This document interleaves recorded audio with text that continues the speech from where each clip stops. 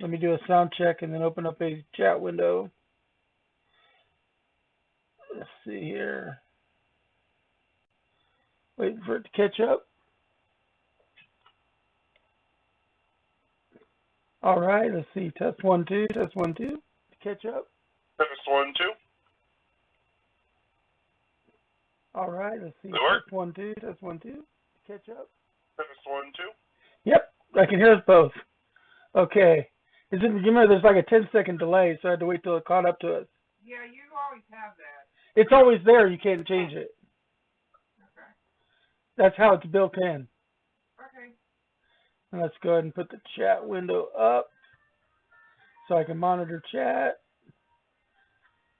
If you want, you can monitor the one in Springfield Game Expo in case anybody posts there.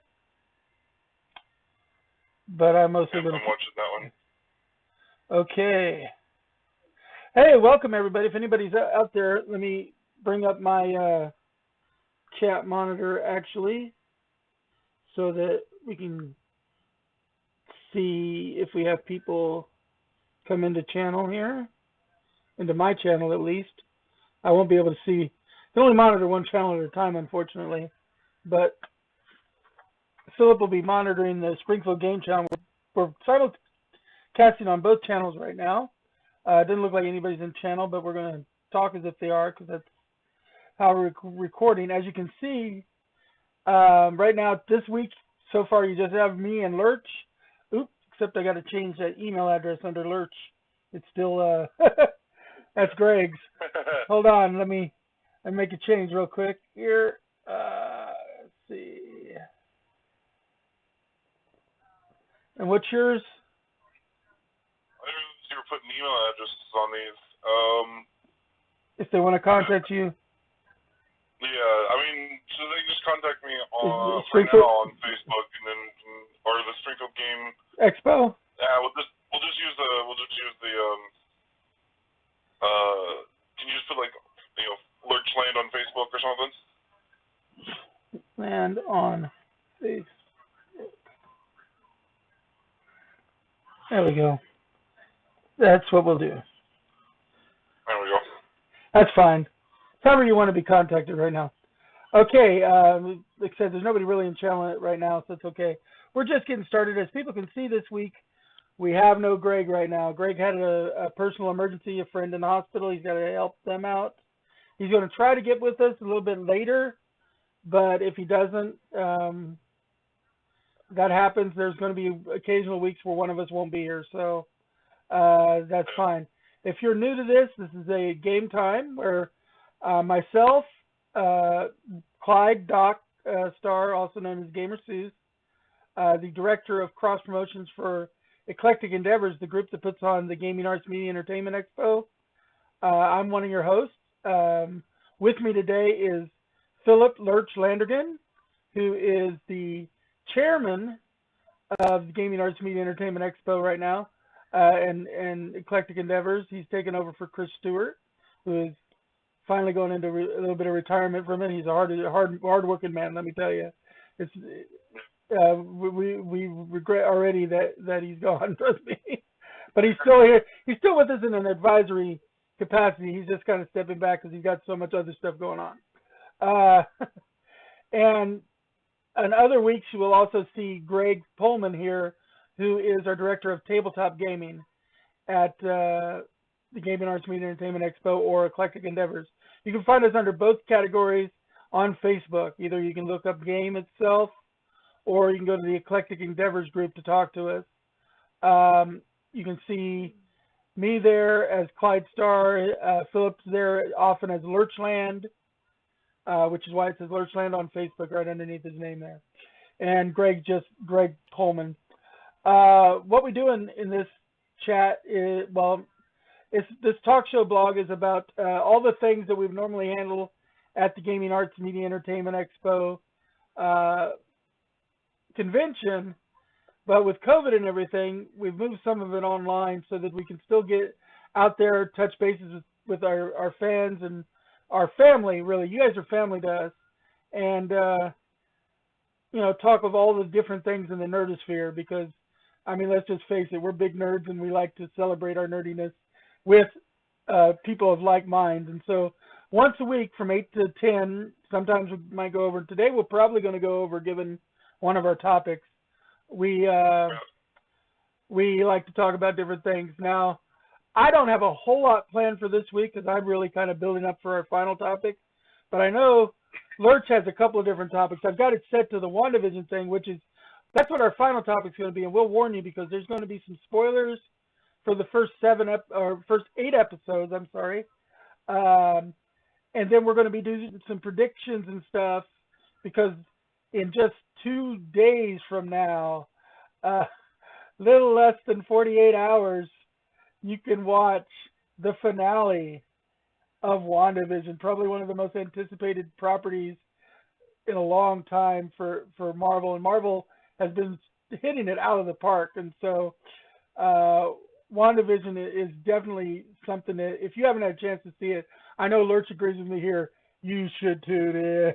Yeah. Okay. So I'm going to turn it over. Now, I think the first thing that Lurch wanted to talk about was actually something involving PlayStation. So let's bring up the PlayStation logo there, and I'll turn it over to Lurch. Okay. So you might scroll down a little bit for me. PlayStation or Sony has applied for a new patent recently. News just broke on it today.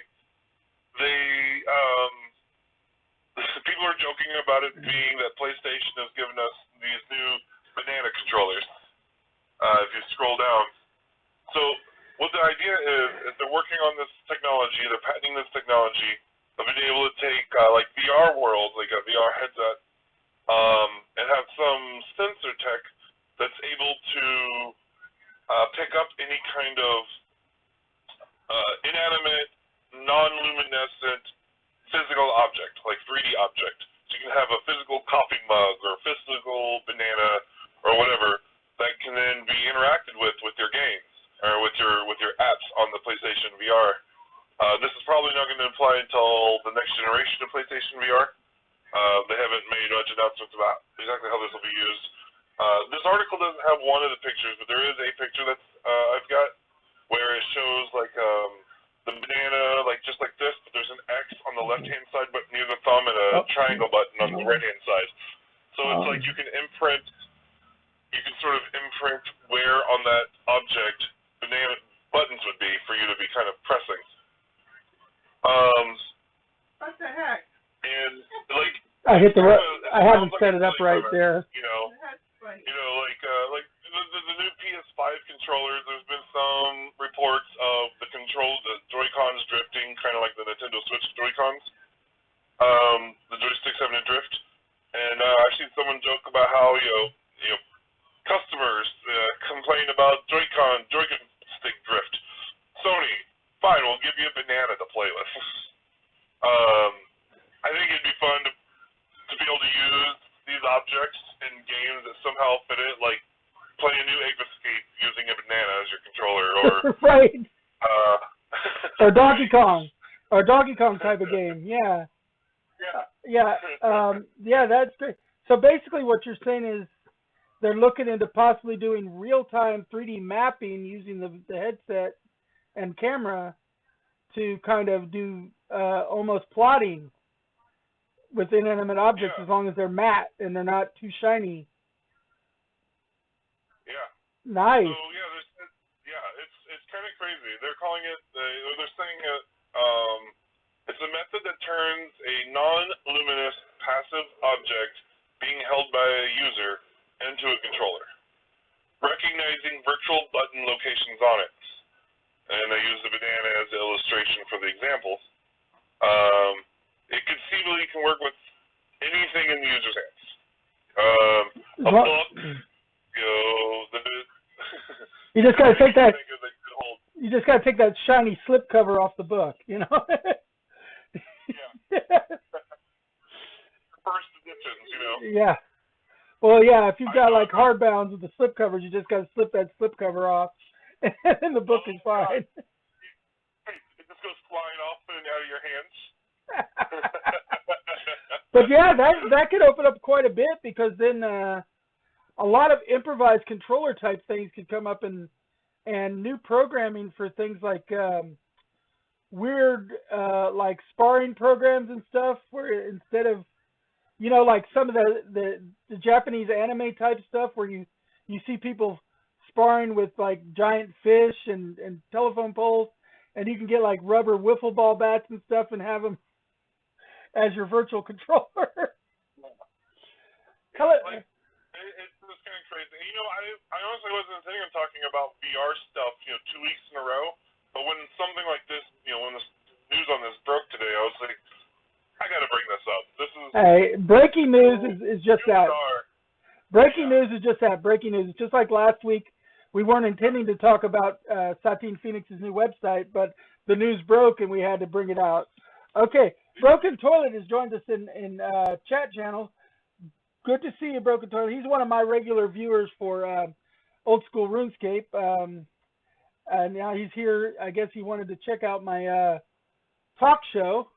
We're talking about all things in the nerdosphere. Right now, the topic is the new controllers that they're talking about coming out for PlayStation VR, where it's not actually controllers using any item of a matte finish, getting it on the spot, kind of a 3D mapping done, and then using it low. So like you could take a regular old banana and turn it into your controller, or like say you have a hobby boomerang, pull the boomerang out and use it as a controller, or something, or an old school controller from an old video game. Bring that out and map it.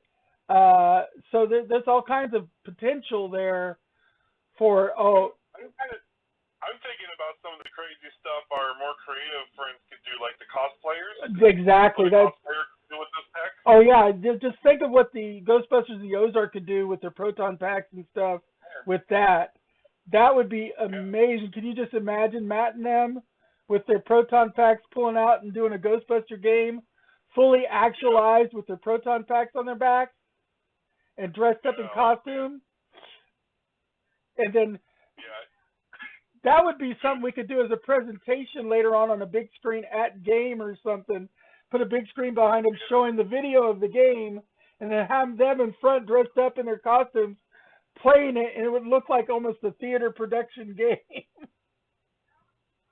So I have no idea how long it's going to be for this to come out, if it even comes to fruition, which feels like a pun, but not intentional.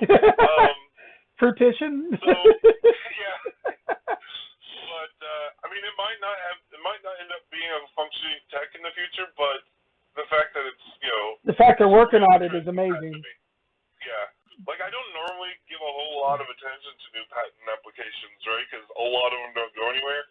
But this one was such a weird and exciting one at the same time. I was just like, I gotta bring this up. Right. But yeah, be sure to No, that's something I'm thinking about, because like if it's gonna use motion, right? Like most controllers all have those little straps so you don't throw them. Yeah. Are we gonna have problems with people accidentally throwing their fruit at the TV? Yeah, or alternately playing food fight and actually throwing food at each other. Yeah. That would be amazing. Okay, yeah. So that's what we got going on now. Also, just as an aside on my side of the things before we go on to the next topic with Lurch, this is an important week in nerddom. Two of the most important birthdays in nerddom, I think, happened in the first week of March. First off, yesterday was Dr. Seuss Theodore Geisel's birthday. Of course, Dr. Seuss is a main nerd of history, and then today is mine. It happens to be my birthday, so I want to toot my own horn for a second because I think I'm an important figure in nerddom. But anyway, so I share this birthday week with Dr. Seuss, part of the reason I call myself Gamer Seuss in the first place. But yeah, I just wanted to pop in there with that just because it's my birthday and I'll boast if I want to, kind of thing. Oh, you got quiet on me there, Lurch. That's what I want to bring like politics or controversy into this, but I don't know much details. But I've heard there's been some recent controversy about removing some of Dr. Seuss's books from the stores. I guess his family has decided to pull some due to offensive art or offensive language from his early days. But he was a political cartoonist, so. Yeah. I can't speak much about it. It's just something I saw a headline on, but I didn't have time to like stop and like read the details. But I've heard that there's been some controversy. Yeah, in chat, someone T Papa Slice just said Dr. Seuss is a racist now. I don't know. I mean, he was a political cartoonist. He didn't start out as a kids cartoonist. He was a political cartoonist who started writing kids books. You are aware of the whole thing. So my understanding is, and like I said, I don't know all the details, but my understanding is in his younger years when he first started writing, he was a little bit on the more racist side, but as he grew older, he changed his perspective on things and later made comments that he regretted some of the earlier things that he believed. I'm going to say this, and people don't take this the wrong way. In the day and age he was from, that level of racism was considered, I'm not saying it was right, but in that day and age it was considered acceptable. And a lot of people that lived through that time into later times did reevaluate and change their stance. People are allowed to grow and change. In fact, that's what we want to encourage people to do. So you got to look at him in his later years. I can't speak for everything that happened with him or with any other one out there, especially celebrities, because a lot of it gets muddied when it comes to celebrities, any kind of celebrity. But the thing you got to remember is, as long as we learn from their mistakes, we're going forward, and that's really what matters. Because in the nerd culture, we treat each individual as an individual. I don't care if you're black, white, or yellow. I acknowledge that you are of your culture because that's an important part of who you are, but I don't use it as a negative or a pejorative. And that's, I think, the important thing that we need to do is we need to recognize that people out there are people. They're individuals, no matter what descriptors they might have when you go. Like if a cop came and asked you to describe somebody, you're going to point out physical characteristics like dark skin, blonde hair, blue eyes, because those are descriptors. But you're not going to automatically assume, okay, they got blonde hair, they're a ditz. They're red hair, they've got no soul. I mean, that's true. Even though my girlfriend will admit all redheads have no soul and she's a redhead. But that's a ginger joke. But gingers can tell that joke. But those are descriptors. You could say, oh, he looked like he was a Hispanic origin. He looked like he was African American. That's fine. I'm not using that as a pejorative, but just a descriptor there. That is completely acceptable. It's when you start saying, and I do not mean this when I'm saying this. This is an example. Someone says, all black people, right. Don't take this out of context, but someone might say all black people are still savages. They're not.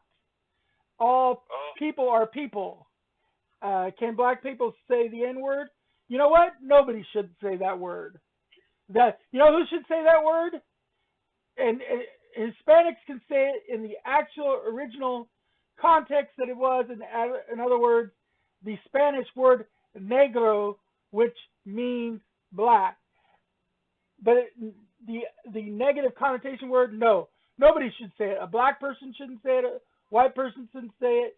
Nobody should say it because it's just as bad. That's what they call an Uncle Tom type of comedy routine when a black comic does the same thing. So, Doc, it's actually kind of funny. I was reading some old Vision and Scarlet Witch comics this week, and there is this recurring villain that is after Vision, and I'll talk a little bit more about it later. But there's this recurring villain called Grim Reaper, who his grossly racist. Like, I was a little surprised when it came up. I was like, oh man. Well, I mean, our culture during different times in our culture, racism was, and this is not right. Again, I'm saying it, but it was considered acceptable in those times. I mean, it took a lot for us to build to this point. Something that was great was his own racism in the book cost him victory over the Avengers because two of the most useful people on his team of villains were African American descent, and they bailed on him because of it. Right. Well, and that's the thing too. They also put that on a villain, which is really good. Now, I'm a big fan of it. Not a lot of people might count this as nerddom, but I do. I'm a MASH fan. I watch the Mobile Army Surgical Hospital show, MASH, with Alan Alda. I never knew what that stood for. Mobile Army Surgical Hospital is what MASH stands for. And I know everything about the show. There's 11 seasons, and I've seen every one 1,000 times. I was today years old when I learned that abbreviation. Yeah. Anyway, I watched that show, and that show is from the early 60s and 70s, and, well, late 60s, early 70s. And there was some racism and other sexism and stuff there.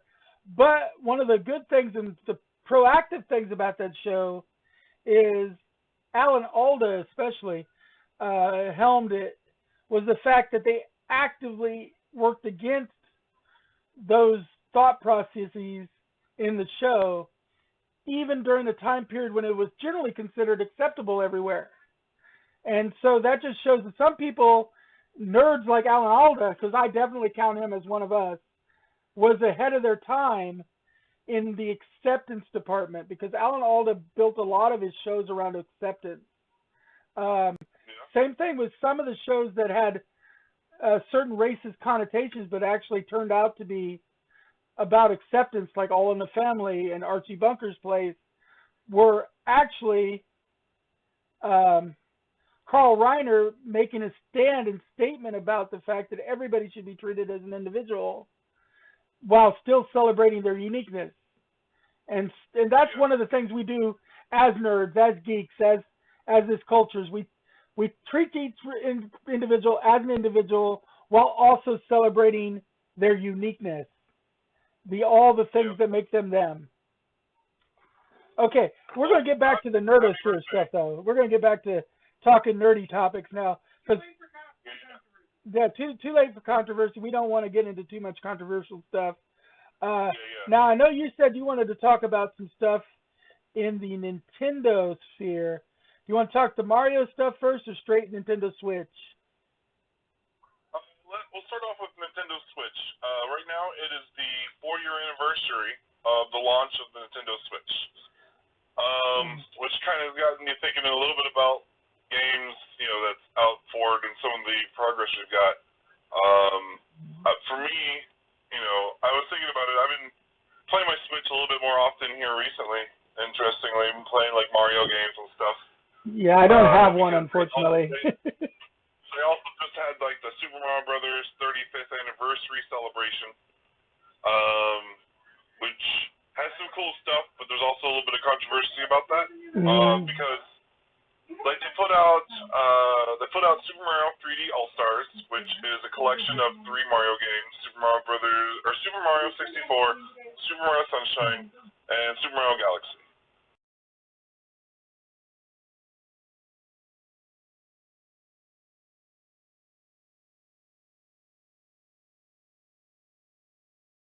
Playing Super Mario 64, so I'm looking forward to trying 64. So I've picked it up. The controversy behind it, for the most part, really, is that it won't be available for purchase after March 31st. So they released it, late fall. I think it was September or August. They released it somewhere around there, and they won't have it available for purchase after March 31st. And it's not just the physical copies they won't make anymore. But no DLC. Will be pulled off or too, so you can't buy it digitally anymore either. And if you purchased it and you had to delete and reinstall, you can always download and reinstall. But you won't be able to purchase it after that date. And that part I don't really understand. It doesn't make any sense. Like, I get the physical production, right? It costs money and time and resources to physically produce, the cartridges and the cases and ship them out to stores and sell them, right? But it doesn't really take anything extra for them to leave it on a digital store for customers to download. It could be a licensing issue. It could be a licensing issue. Maybe, but Nintendo owns their stuff. It's all Nintendo games, Mario games. It's not like it's. Yeah, but the original programmers might have. It depends on what contract they were under when they were doing the development. Some people are under subcontract development. They only give them rights for a certain set number of years, after which it reverts to the programmer. It just depends on what contract they were under. That's how it is with Nintendo, especially Mario. I don't know. It just might be that it's a long enough thing that it's just now hitting with Nintendo. Now, the advertising for it, the marketing of the game is, it's a celebration, and the celebration only goes on for so long. But I don't think it's any coincidence that it's the last day of the fiscal year for them. It could also be. It could also be like how Disney retires some of their cartoons and then only brings them out of the vault every once in a while. Maybe they're doing that to build